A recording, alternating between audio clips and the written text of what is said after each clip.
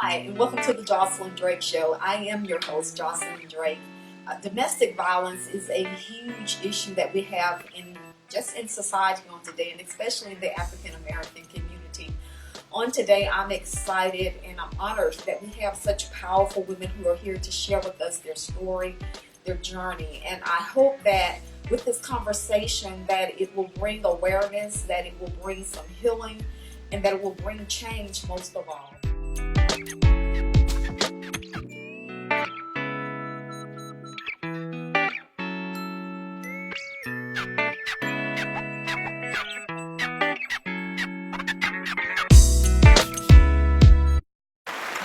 What I'm going to do is allow each of my guests to introduce themselves, and then they'll come back and tell you a little bit about themselves. So we'll start here. I'm Dawn O'Brien.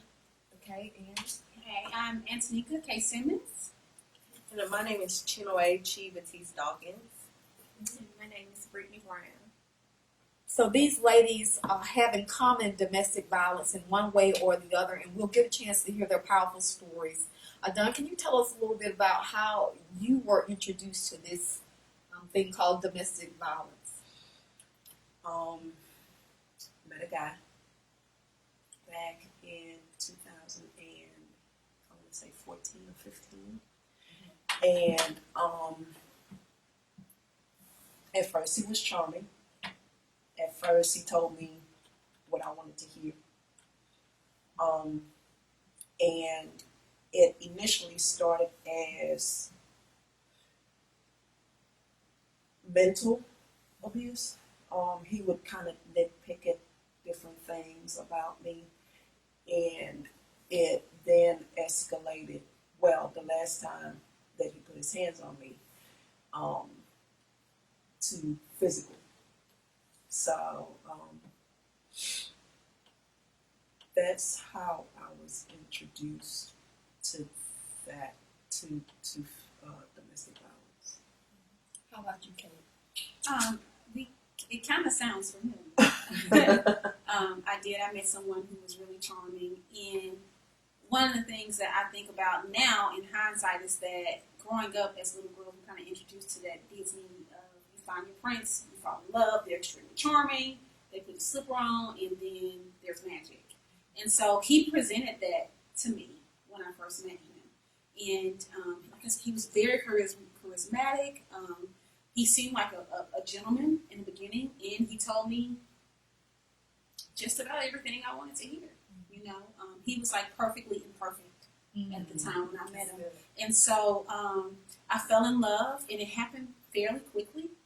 I fell in love with him, and from there, he went from being this super charismatic, sweet, charming guy to kind of possessing and controlling, which I thought was so cute. I was like, this is so cute. Like, he is so cute. He's just trying to be, he's just trying to protect me. Didn't want anybody to touch me, and I embraced it in the beginning, and I didn't see it as a red flag. And so that slowly turned into him really being more controlling mentally. He started making it seem like, I was doing things that I wasn't. He was calling me all kinds of explicit names, accusing me of sleeping with people, and I couldn't really go anywhere or do anything without being accused of doing something. And it started off as mental, which I tried to reject in the beginning, and then as time went on, the mental turned into abuse. When he saw that the mental wasn't working the way he wanted it to work, I was still kind of resistant to it and was pushing back from that. It would he said something like, that's not true. He was telling me stuff like, you're Jezebel. You're Jen. You're a devil worshiper. Just anything he can think of. Real quick, one of the things that I noticed is I shared personal stuff with him from my past of growing up, that I didn't, I had an issue with who my father was. He like, you fatherless. He would bring up things that really meant something to me to abuse me with that. And so, that started to play on me mentally. And then when he saw that the mental wasn't working, I tried to leave. That's when the abuse started. The physical abuse started from that point on. Yes. Okay. Brittany, can you share with us? I fell for him when I was probably like 18 or 19. A little while. We met each other when I was like 18 or 19, and things happened quickly, and like you said, it just starts off as emotional abuse, and you kind of don't realize it at first until you look back at it and you think, oh, that was one of those times. That was one of those times, or that was one of those things they told you to look for. And at first, like she said, like it was, like he would say same way, say things to me or whatever. Like I would tell him things in confidence because you think you was your best friend now or something like that. And he would come back and use those against me and say, well, how would you like if I told so and so how you felt about this or how you felt about that? And that was kind of like a way like to shut me up. But like he would call me, like just do different stuff, and I didn't realize that those were signs of abuse back then until he started hitting me physically. And that started after we had a baby together. And it was like, at that point, it was in his mind, like, I own you. I put this in you. So you're mine. You can't go anywhere. You can't be with anybody else. You have my child. You won't be with anybody else. And anytime I tried to leave, like, that was what it was. And I started to realize also, he was a coward. He was the true definition of a coward. And he let me see what people mean when they say if a man put his hands on you, he's a coward. It's because he's afraid to fight other men. And that was what I started to realize with him. He was going out and people would make him mad, but he was coming back home and taking that out on me. And I think once I realized that, that was kind of when just light bulbs started to go on. That's how we started. Wow. Well, she has another interesting story as to why she's here with domestic violence. Can you share with us, Chinue? Yeah, so my angle is actually coming from being a child who was a victim. My mother was a victim of domestic violence. So, when I was 8 years old, my father actually killed my mother, and then he hung himself. For years he had been abusive towards her, and I can just remember so many things about their relationship. My mom was definitely the person who, she was a graduate from Dartmouth, and she was a dancer, and she had traveled the world because my grandfather was in the Army, so she came from a little bit more of a privileged background than he did. And, they met and fell in love, and he was pretty much immediately manipulative and controlling, from my understanding, even as far as letting her kind of talk with her family and stuff. And they had me, fairly quickly into their relationship. And he had, children. He was older than her. That was another thing. But I just remember so many things about their relationship, like some of the things he would say to her. Like he would always put her down and downgrade her. I grew up, my parents were Rastafarian. So one of the things, my mom was very fair-skinned. And he would call her, like a light-skinned bee, or, tell her that she thought she was better than him because of her complexion. And so some of the insecurities and things that she had experienced growing up with, he would really play off and manipulate her in those ways. And, he was very, very violent. So I grew up seeing him, go after her with a machete. And I remember, there being cuts in the refrigerator. And he had a very explosive temper. So, it would be times where we could be driving and he would literally just, reach over and try to choke her in the car. And, we would have to swerve off the road and stop. So growing up, seeing those things, and I'm the oldest of 4, and then I have 2 older half brothers, but it's definitely impacted us all in various ways. And the day that he actually came and killed her is one of those days that sticks out vividly in my mind. My youngest sister at the time was 18 months, and my mom was also pregnant at the time that he killed her. So it was just a very tragic thing for the entire family. It really impacted, her parents, which they took all 4 of us in. It impacted, my older brothers from them having to deal with violence and, even deal with domestic violence.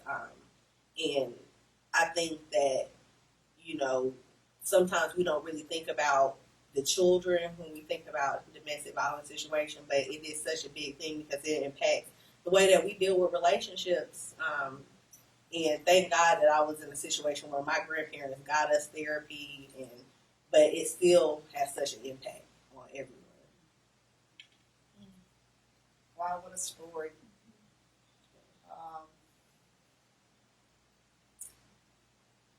Gosh. One thing we see in common is the fact of, somebody raised these young men. And it was one of us. You know what I'm saying? So what do we need to do different so that we're not raising boys that turn into men who don't know how to use their voice, but instead use their hands or use their voice to tear down, somebody's daughter? What are we doing in our homes? What do we need to do different? Because our boys are very angry. And if we look at some of them, even when they're younger, it's like they don't know how to express themselves. And they feel almost muzzled and very angry, like we're not paying them any attention. And we're quick to call them bad. We don't understand that testosterone is just, they just very active. But because we don't know how to deal with that, and I think another issue with us having single parent homes, and so the mother is there, we don't know how to raise boys as a man would. We know how to do girls, but our little boys are just kind of left to themselves. Women can have conversations like we can sit in a room for 20 hours nonstop and just talk. But our sons don't know how to express themselves verbally. And I see that as one of the things that we should probably begin to think about and change. Like even how they relate to sister in the home. I know my son, one thing I always encourage, like, certain ways you don't talk to your sister, certain things you don't do, and vice versa. So what do you see that you think will be maybe helpful to mothers on how to help us to raise our sons so they're not angry? And a lot of it, and tell me this, do you think it's what they've seen modeled before them, maybe on television, or is it just the anger is so bottled up they don't know when it just comes to the top, that's all they know how to do? I think it's a combination of all of it, and especially what they see now on TV today. People don't hold back anymore. Everybody's so quick to, I guess, show everybody how they can pop off or whatever. Just quick to cut people off, and quick to do this, and quick to show people how quick you can react and how you're going to react and how fierce you're going to react. Nowadays, you see more on TV of men hitting women, and nowadays a man will tell you just as quick as a woman will tell you, I wish a woman would hit me and I'll do this, this, and that. And they say it like it's supposed to be okay. And like that's a fear of mine now, because that wasn't even acceptable when I was growing up. And it's like now I think they're even more exposed to it. You see boys fighting girls. That was just something that just wasn't even thought of when I was growing up. And I think now it's more of an issue now to address the things that happened back then. Some people have been, exposed to it. And like in his situation, I honestly don't think he saw a man, hitting a woman. I think he learned the abuse from his mom. And it was because, I don't know, he had a bunch of issues. And I think a lot of our black men don't know how to address their issues because they've always been told, you don't have them. We don't have this stuff. And I think some of them do have some problems that need to be addressed, but they don't address them. And a lot of them don't know how. A lot of them are too ashamed. And a lot of them don't even know enough to know that, something isn't right. I kind of feel like that. Studies show that a child that is raised in a home with deep domestic violence will either grow up to be a victim or an abuser themselves. And so, just from the studies and from the statistics of it all, if you are in that situation, then more than likely you will be more prone, or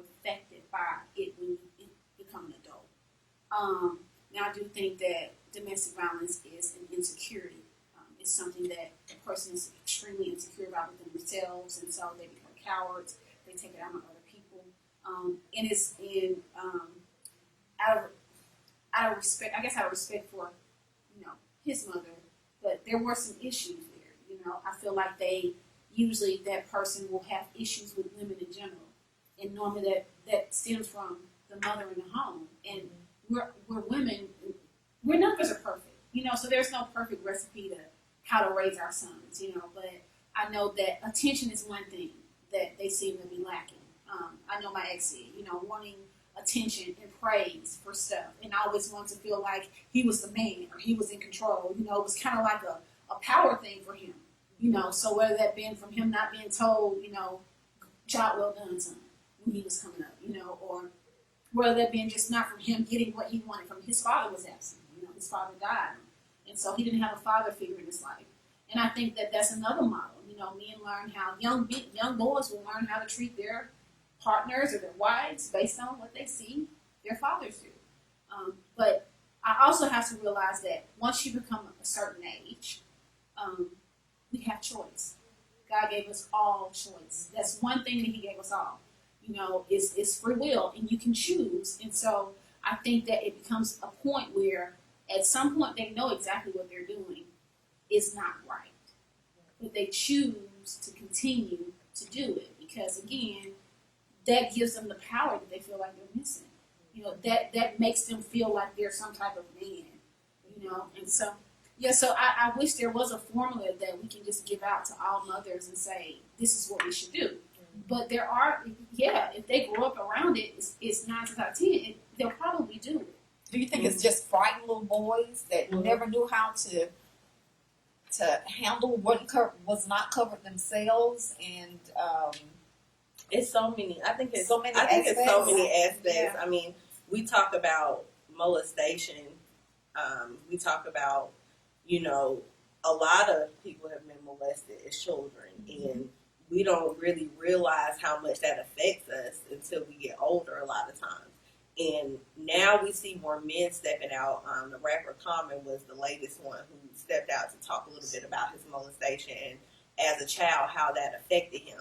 I know from my father's story, that was his story, that he was molested as a child, and he had a lot of anger and insecurity issues because of that. So it's so many root causes of it, whether somebody has seen that or observed it. But all of those societal issues, I think within the Black culture, we have a tendency to maybe even push it a little bit more under the rug because we know that Black men face so many things anyway. We know that Black men face incarceration at a higher rate, that they're unfairly targeted by the police. So as Black women, we have always been the protector of Black men, even at the detriment of ourselves in so many ways. And so, that is one of the things that I think, I observe people all the time who have sons, and I say it's not right for anyone to put their hands on anyone. But I think that sometimes as mothers of Black men, we almost coddle them a little bit more because they are having to face such a harsh world. And sometimes that can really be detrimental to them in a lot of different ways. In domestic violence is kind of I think that is just a sum of many things, really. Yeah, you said a mouthful there.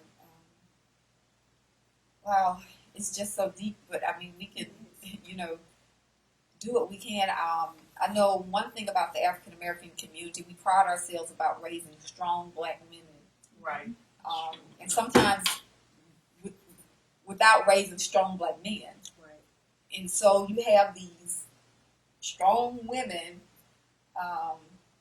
who come in and like mother cover, the boy who was never taught to be strong, never taught to mature, never taught to take responsibility. I think that's something that we need to change. I think a lot of the issues, as with my situation, had to do with accountability.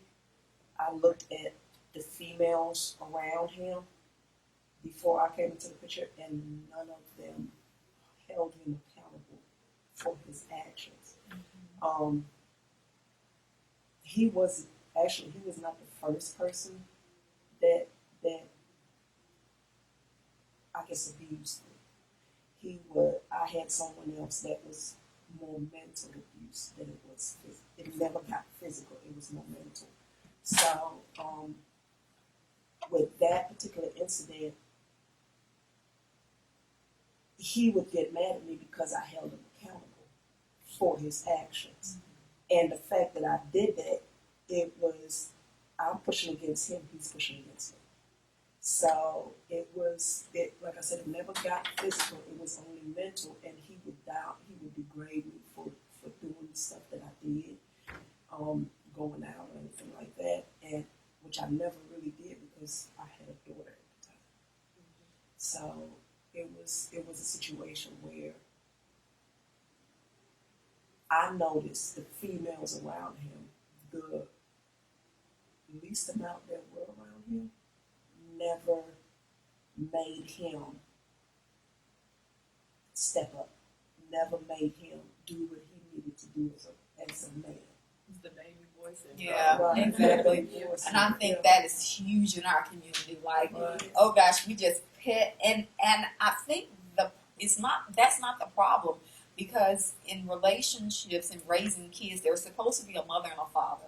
Right. In the relationship, a mother is always harder on her daughter because she knows what it takes to be a woman, and a father is always harder on his son. So there has to be a balance. That's why daddy's little girl comes in the picture. If I'm going to be hard here, we need somebody soft here. And so the mom would be hard on the daughter, and the dad would be soft on the girl. Mm-hmm. Well, if the dad is hard on the boy, then the mama is supposed to be soft on her son. Mm-hmm. And so the missing thing is having that father who has that stern hand on the son to make him rise up to the occasion and be the boy that he's supposed to be. And somewhere, and I don't know how, but we've got to stop the cycle of not having daddies in the home raising our boys. I feel like too on that, kind of playing off of that, is I know growing up I had in my we lived with my grandparents who were Christian, and so my grandmother used to constantly say we only had one brother, and he would, when he got to the age where girls start calling the house and stuff like that, she would say this all the time, and she would say, God calls for men to be just as chaste as women. See, we're not taught that. Right. We're not taught that in the church, and we're not taught that in society. It's like, well, boys will be boys, and, they can do stuff, but I think that a lot of issues stem from that, the way men perceive women. So, like, a guy can start, having sex young, and it's like, okay, pat on the back, congratulations. But then that little girl that he had sex with, she's ostracized. She's, called names. And even in his mind, even, young. And, I mean, women perpetuate it, too. We don't want these fast little girls messing with our sons. I mean, it's so multi-layered, but it stems from some of our belief about male and female roles. And especially in a church and in a black home. We've been enjoying our interview with these ladies who are courageously sharing with us their stories. We're going to take a quick break, and we'll be right back. We're back. Thank you so much for tuning in to the Josilyn Drake Show. This issue of domestic violence is, gosh, it has so many layers, and something really has to be done about it. We don't know what. I think just starting to have a conversation will help us to kind of identify and see some things, especially to the moms that are raising their sons now. He may be 6, 13, and you may see some things that we're speaking of. We don't know what to tell you, but we would say to seek out some type of help, some type of maybe your pastor or a counselor to get him some help so that he can grow up to be a well-rounded young man that will be a blessing to you, to his wife, to his children, and to society. So we're going to continue on with our interview. I've heard like mental violence talked about their verbal communication, the negative things that are said to us, calling us bees, and you're not this and you're not that. Do you think that the mental aspect is worse than the physical?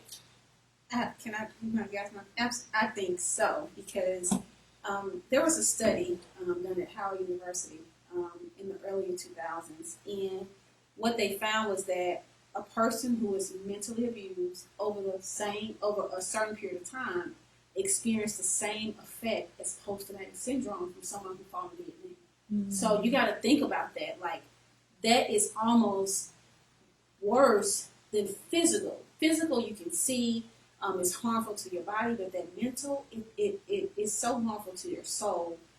Anything we think or say is true to our subconscious mind, whether we believe it or not. Mm-hmm. So if I got somebody saying this stuff to me, my mind is taking all that in. And it's gonna, your subconscious mind is just gonna believe it, and you have to fight that stuff off. So I would have to say that it's almost like it's hard to even choose between the two, because there is definitely a lasting effect. Yeah, I think mentally. With the physical, what kind of tricks us up is that when you're physically abused, the scars are, healed and all of that, but you have no idea what it's doing to your mind and to your soul, and so you go on with life, but still having these issues and not really knowing, like, how that affected us. And so, because we don't have, we can't physically see, I think that's the detriment of it. What do you think? I think that's absolutely true.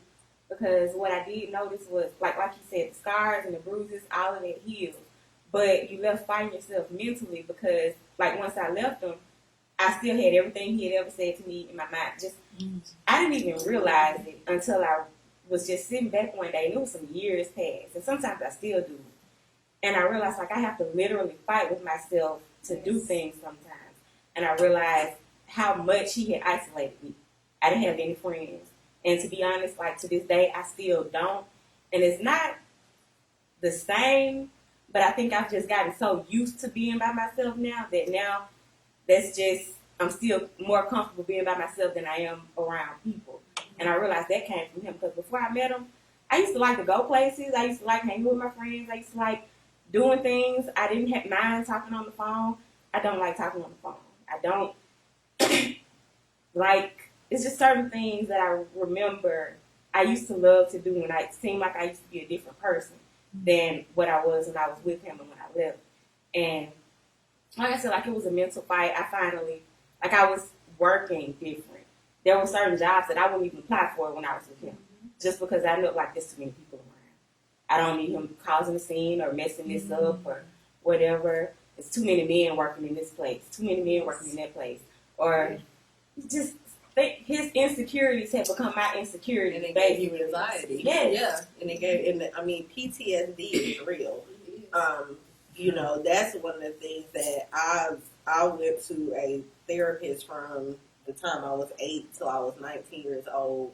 And I still deal with a lot of issues stemming from childhood, from that trauma and other traumas. But post-traumatic stress is very real, because from a child's perspective, what you deal with between the ages of 0 and 5, those are like the lasting impressions on your life. Those are things that are kind of ingrained in you, and that's been proven through science. So, if a child is not nurtured at all during those ages, they will probably grow up having issues with being a nurturer. Mm-hmm. So when you're introduced to violence and things at a young age, and some of those things you do, it's harder to get away from that. It's presented itself in various, like, my youngest sister was only 18 months, but it has affected her life because she didn't know her mother basically at all. She doesn't remember hardly anything about her. Mm-hmm. And, that, just wondering that and wondering what went on, and, that's affecting her in that. And you would think, well, she was so young, it maybe not affected her at all, but it does. It's a lasting effect. So, if you are in a domestic violence situation, think about it. It's not only getting out for yourself. It's getting out for your kids, for your children, so that they can see better and they can do better, And you have to talk to them about what happened, like talking through it with the therapist. That helps, but I also have to always be conscious that I'm not falling into those things as well. I know for me, I'm currently, I've been diagnosed with PTSD, with depression and anxiety. When I went through the situation with my ex, my kids were with me. I still have my 3 kids were with me, and they saw it. And the effects that I saw with them after were, in a way, how I started handling things. I was anxious. I didn't want to go anywhere. I didn't want to take them anywhere because I didn't want to. I just didn't want to do it. I didn't want to be around people.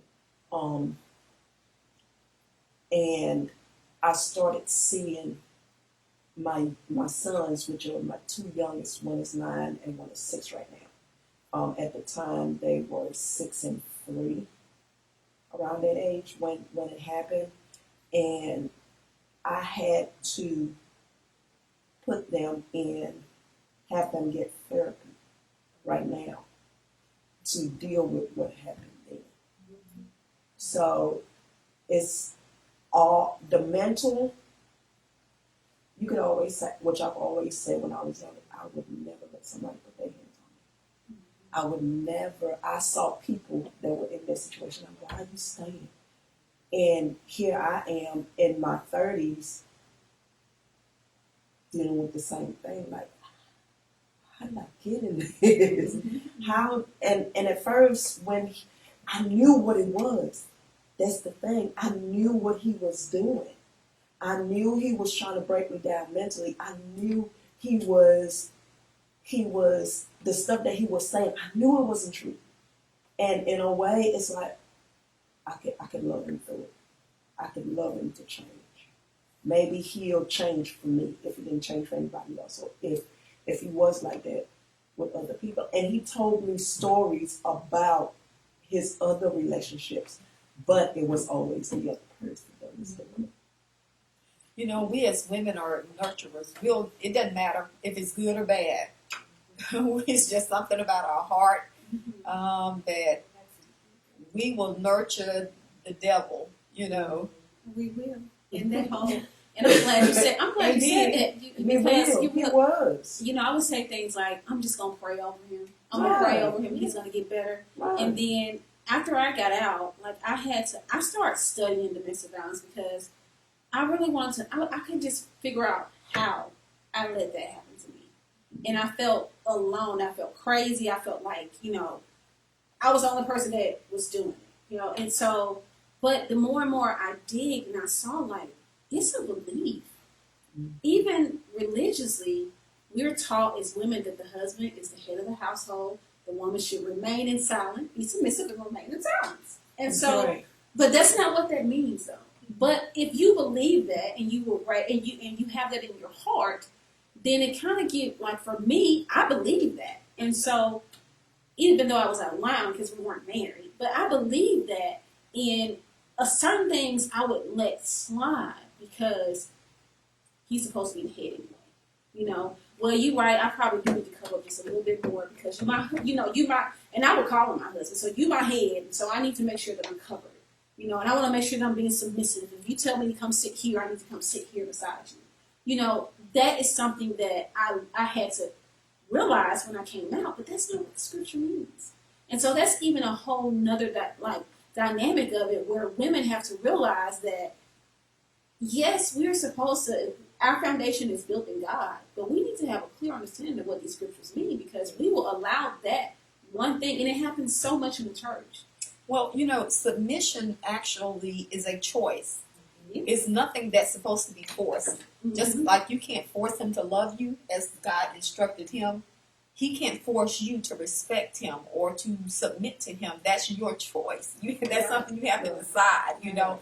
And I think ladies have been villainized, you know, in the church when you are not what they per se call submissive. And it has been misconstrued and it has gone on to this other side of the spectrum because not only are we required to be submissive, but he's also required to be submissive to the one that's over him, which is Jesus Christ. In the Bible, if we're talking scripturally. So if we don't demonize him for not being scripturally, submissive to his head, then, women shouldn't be as well. It's his choice not to, just as it's our choice not to. And so I think what happens is when we as humans begin to try to dominate each other as opposed to dominate the things in the world, that's who we're supposed to dominate. That's what we're supposed to be trying to control. That's our rule. That's our dominion. It's not each other. It's the things. It's society. It's industries. It's those type of things that we're supposed to be ruling and having dominion over. We are supposed to be equal, but different in our function. You know what I'm saying? I'm not behind you, and I'm not in front of you, but I'm right here. And so I think that, especially in the church and African American community, we need to relook at that and get the true picture of what that really actually means. I think we were talking, and you mentioned about the toxic masculinity that they talk about. And hear me, we're not demonizing men. We're just having a conversation because we love our men.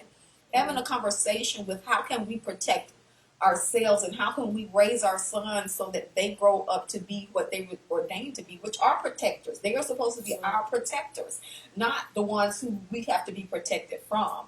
And so I think if we don't have this conversation, change won't happen. Exactly. And again, you said something that we're supposed to dominate the things of the world. And I just thought about something where the man tries to dominate when he becomes abusive and stuff like that.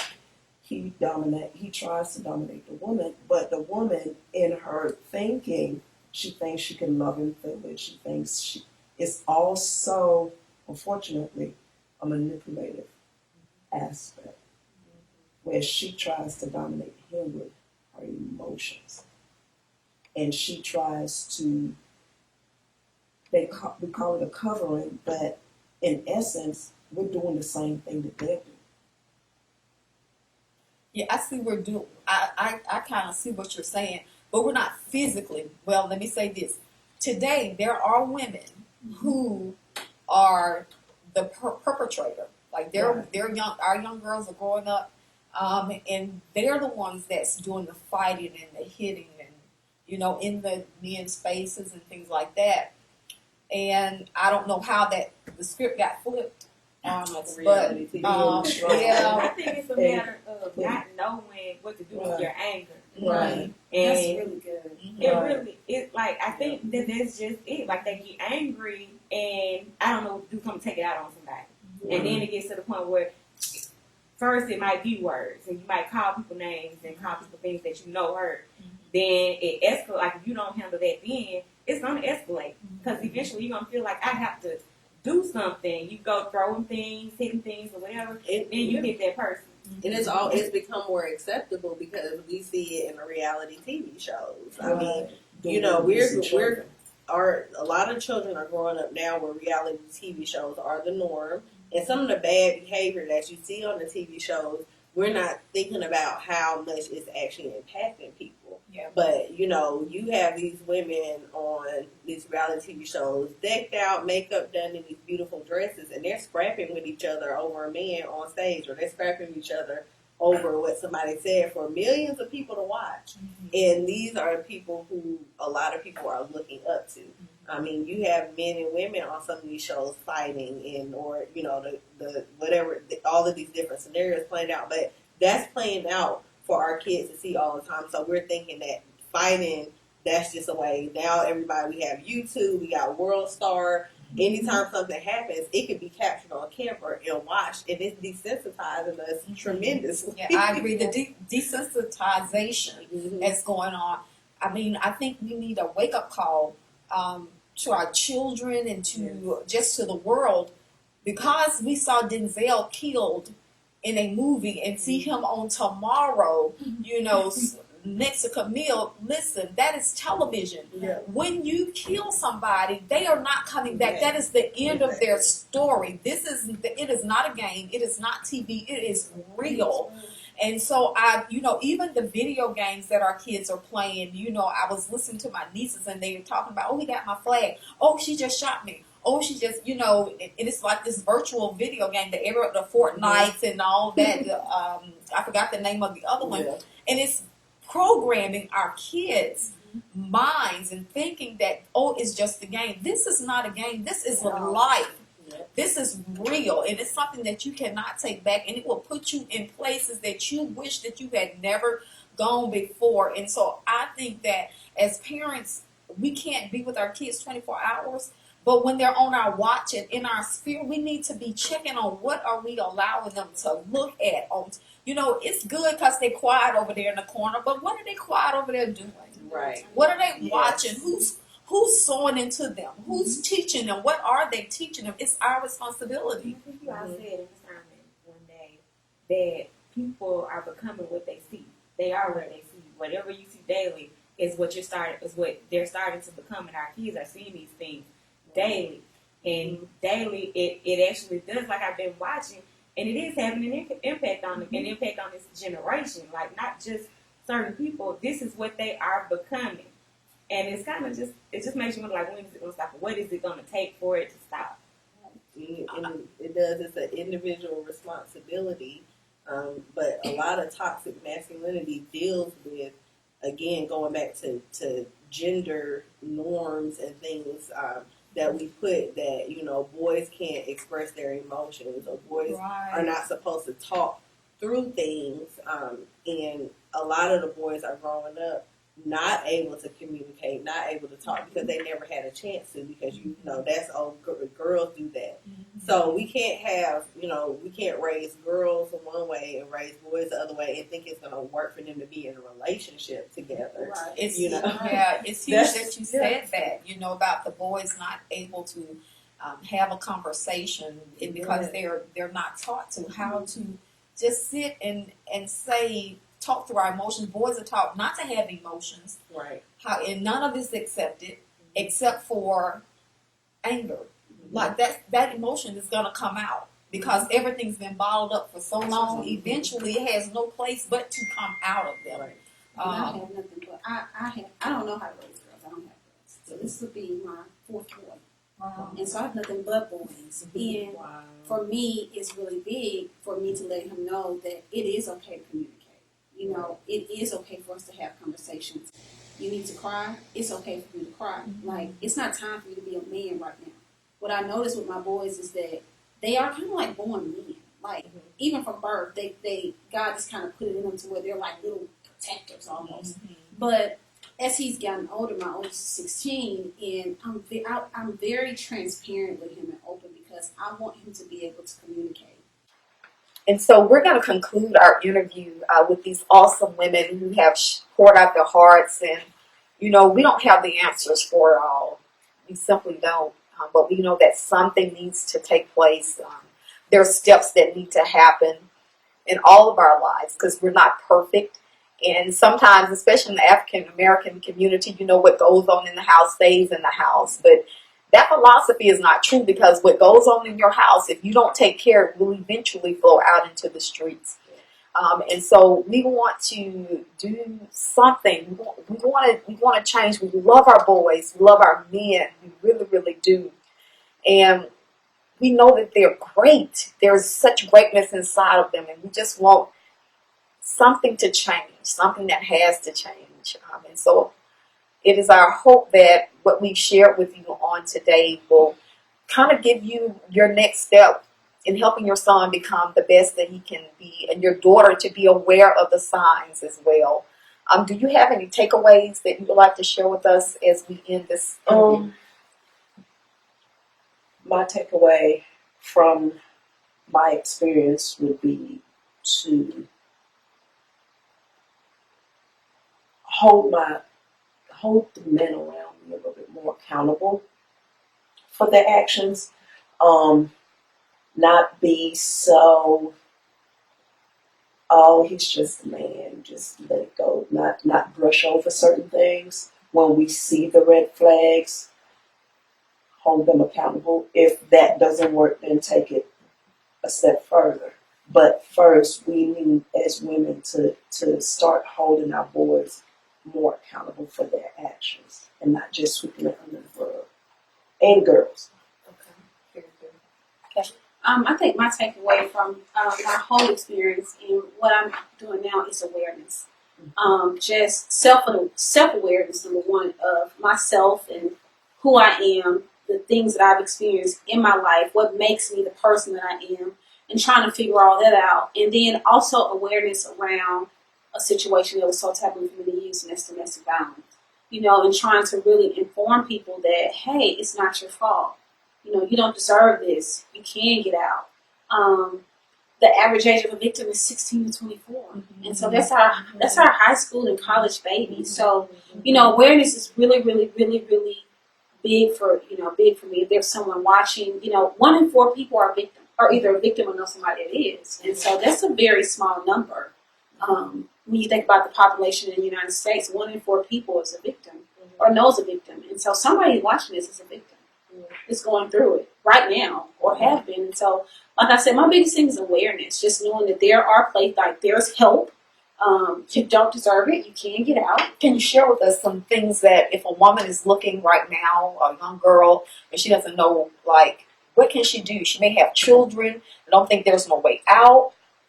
Can you share with us some resources? Absolutely. So one of the things is there is all that is, I'm so glad you said that, because children is one reason why a victim will stay. Being a provider is another reason. The husband or whoever, the partner is the sole provider, so they feel like they have nowhere to go. Just fear of starting over, feeling like they failed at love once again, or they've been isolated. But there are places that help. I have an organization called Love God's Loving Hand Ministries, and we have a 24-hour hotline. And that number is 390-670. 390-6710. So it's 205-390-6710. And we are there to support and help you get out of a DV situation. Even if you just need to talk about it.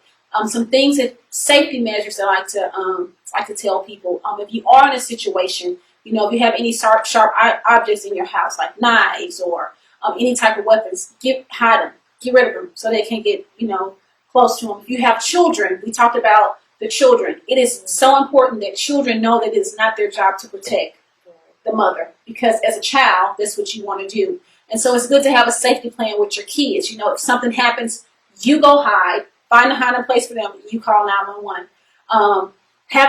Get a support system. That's really big.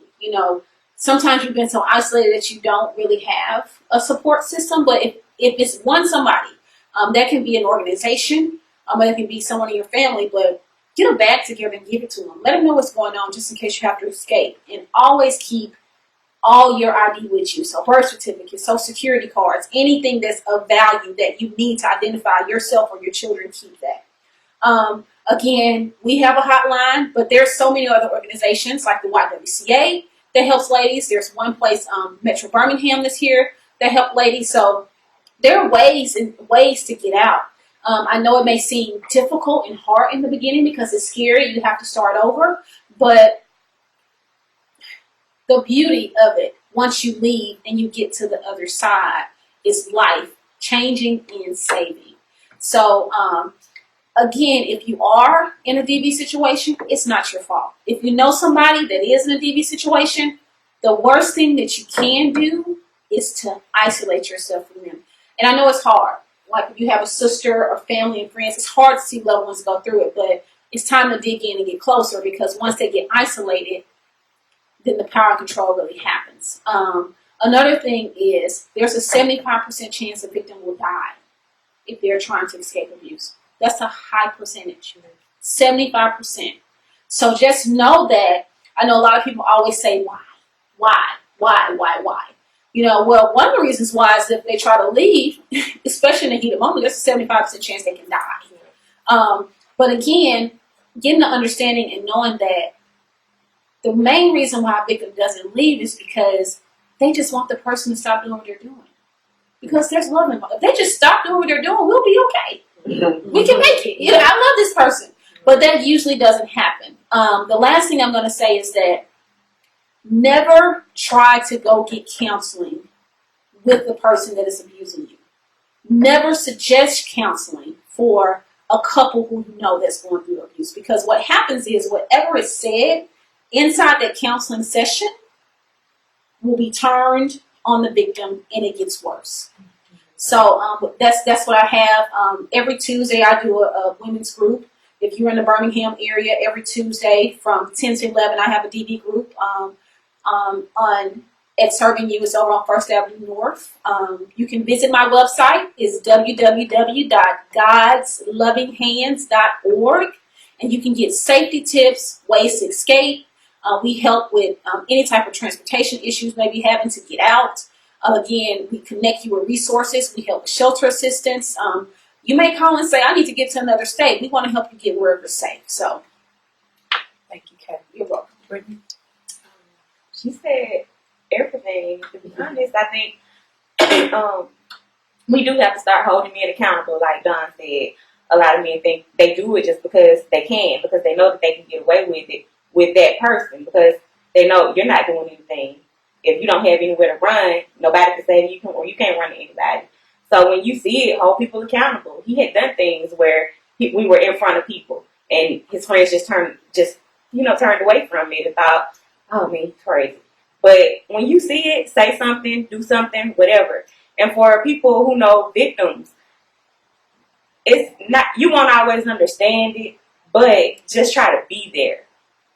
Just being there sometimes is enough, or being somebody that they can turn to is enough. Because I don't know, it's just different being in the situation, because I was that person that was saying, I never let a man do this, I never let a man do that. And then when I'm in the situation, it's like you're so just caught up that you don't even realize when you got into this situation that you're ashamed. That was what held me a lot of the times. I was just too ashamed. I was like, how did I get here? How did I let this happen? Where am I going to go? I got to start over. I had kids with this man. And just all of it. Like, I was the one that this was not supposed to happen to. And here I am. And I'm just deep. I really don't know how to get out of anything. And you leave and you go back, and you leave and you go back, and people constantly ask, well, why are you going back? I honestly don't know. Like, I love the person, and like you said, if you would just stop, it would be okay. But you don't realize they're not going to stop, because you keep coming back, you're allowing it. And once you get to that point, and only when you get to that point where you're fed up, then are you going to stay away. But so many women don't make it to that point. Yeah, and unfortunately, my mom was one of those people who didn't make it. She was definitely one of the 75%.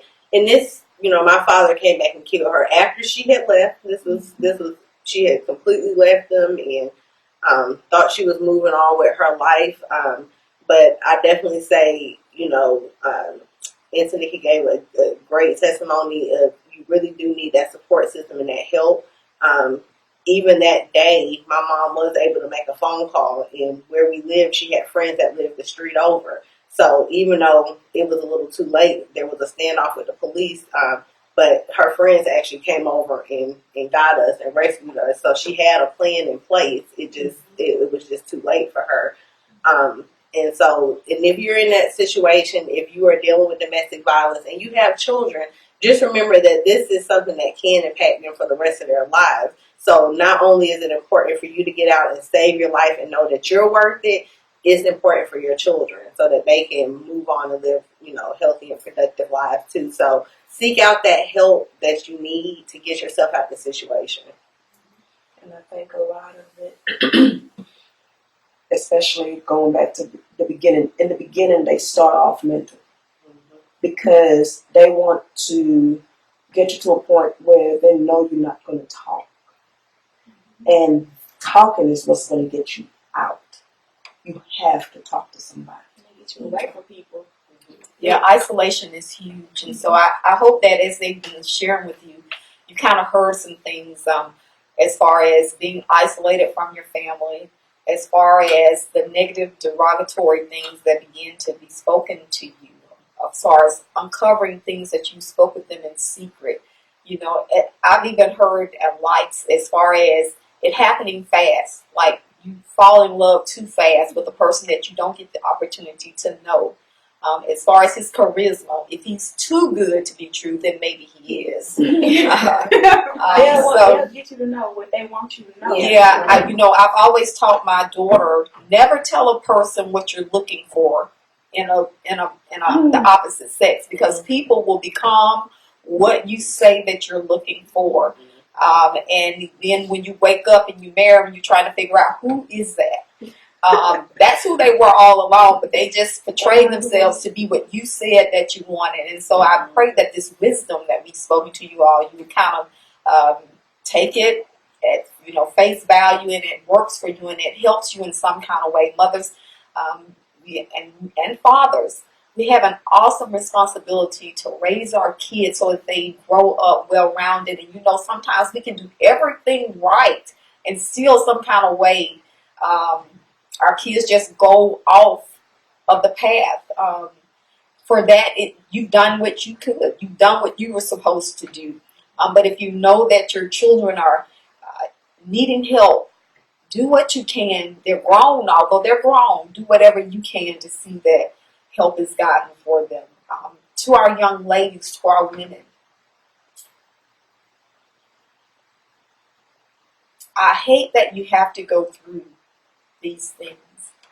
But as Kay said, there is hope on the other side of this. Find a way to get yourself out of that situation, because there is life after this. Thank you so much for tuning in to the Josilyn Drake Show. We will have part 2 of this, because this conversation is just not a one episode conversation. We look forward to talking with you and sharing with you once again. Thank you and have a great day. Thank you. Thanks for watching. The Josilyn Drake Show never stops. The conversation continues on Facebook and Instagram. Follow us, like us, and be a part of the conversation. Until next time, enjoy life. See you next week on The Josilyn Drake Show. Get Josilyn's new single from her upcoming sophomore album, In This Place, on iTunes and all digital outlets.